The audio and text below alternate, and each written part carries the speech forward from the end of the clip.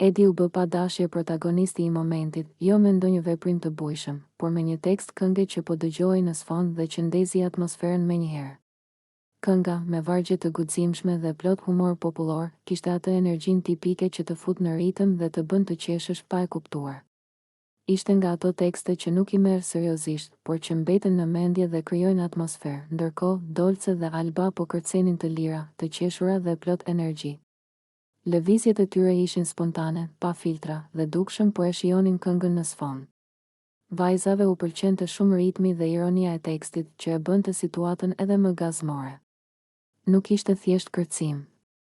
Ishte një moment i pastër gëzimi, ku muzika bënte bashkë të gjithë. Edi, nga ana tjetër, e përforconte edhe më shumë situatën me reagimet e tij.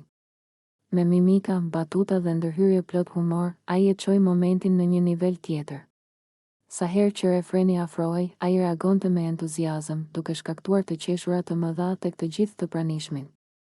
Ishte e qartë që gjithçka po merrej si shaka, si një lojë momenti, pa asnjë prapavi tjetër përveç dëshirës për t'u argëtuar. Dolce dhe Alba nuk e ndalnin kërcimin, përkundrazi, sa më shumë që Edi e egzageronte reagimin e tij, aq më shumë ato qeshnin dhe e shijonin situatën. Ishte ai lloj momenti ku gjithçka ndodh natyrshëm, muzika, lëvizjet, të qeshurat dhe energjia pozitive që përhapet në ambient. Në fund, ajo që mbeti ishte një skenë e lehtë, plot humor dhe gjallëri, ku një këngë me tekst provokues u kthye në shkak për të qeshura dhe atmosferë të mirë.